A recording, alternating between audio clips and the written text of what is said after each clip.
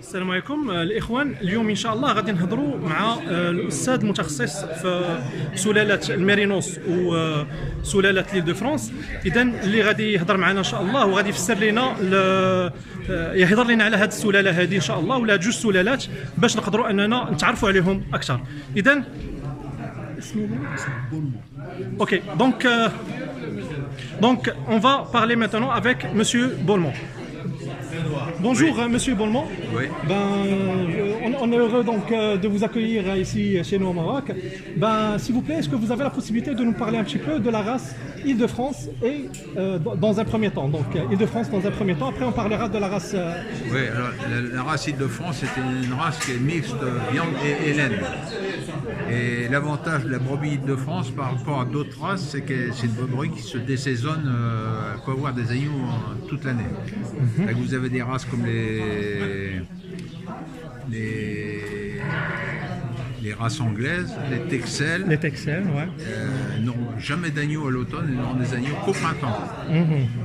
Les Suffolk, Hampshire, c'est pareil. Le Mérinos se désaisonne pas mal aussi. Et maintenant, en race Île-de-France, parce qu'on fait on insémine, chaque éleveur doit inséminer 20% de son troupeau. Les meilleurs agneaux sont inséminés, donc les agneaux ils viennent déjà d'un père qui a été testé et tout. Les meilleurs agneaux rentrent dans le schéma de testage à la station Verdilly, là, de côté de Château-Thierry, et les meilleurs restent pour l'insémination. Et les autres après, on fait une vente aux enchères. Alors, les éleveurs achètent ou d'autres personnes, c'est organisé ce jour-là. Pour améliorer déjà leur race, pour que le géniteur soit un améliorateur et non un destructeur au niveau phénotype et génotype. Parce qu'au point de vue origine, au point de vue, c'est très bon. Et puis en plus, là, ils sont testés sur le développement, sur la croissance et tout, le type, l'épaisseur de gras, c'est très important. C'est quoi? Donc c'est ça les normes qu'on prend pour donc maintenant, une fois on fait. Déjà on prend déjà même l'épaisseur de gras comme indice. Parce que si un mouton, s'il est très très bon en question origine, en question papier, mais s'il est pas bon, puis si jamais il a beaucoup de gras et tout ça, il est déclassé. Il peut pas être parmi les premiers. Et concernant la race Mérinos, voilà, la race Mérinos c'est différent, parce que la race Mérinos auparavant c'était une race à laine. C'était une race à laine. 40, 50, 60 ans, la laine valait cher. Aujourd'hui la laine, je sais pas ici au Maroc, mais nous en France la laine elle vaut pas grand chose. Mais la qualité de la laine Mérinos c'est de très bonne qualité. C'est très bonne qualité. Et même sur l'île de France, je reviens sur l'île de France, il faut que l'animal ait une bonne laine aussi, parce que s'il n'a pas une bonne laine, c'est pas bon. Alors le Mérinos, on l'a boosté déjà.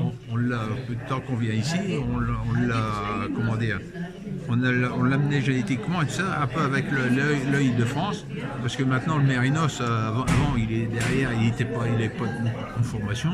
Maintenant le Mérinos marocain, là, je ne veux pas dire qu'il y a une conformation comme l'île de France, mais il a beaucoup de conformations. Il y a des triplés, il y a des doubles, ils ont des bonnes croissances et tout. C'est une race qui est bien. À mon avis, les Mérinos marocains, c'est presque les meilleurs d'Europe, sûr, et puis d'Amérique latine. Merci monsieur. Et concernant la coopération Maroc-France dans cette race-là, donc qu'est-ce que vous pouvez nous dire là-dessus déjà? En France, le Mérinos, ici on cherche à développer, il faut qu'ils aient des belles cornes et tout, mais en France, avec la main-d'œuvre et tout ça, les gens ils veulent plus de cornes. Ah bon? En France déjà c'est les cornages, donc je pense dès le début d'âge, dès les 15 jours.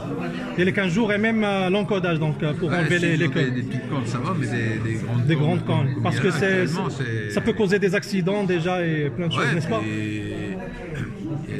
Tout ça c'est une question de main-d'œuvre. Ah bon? Ok, donc je vous remercie monsieur. De rien. C'était un plaisir.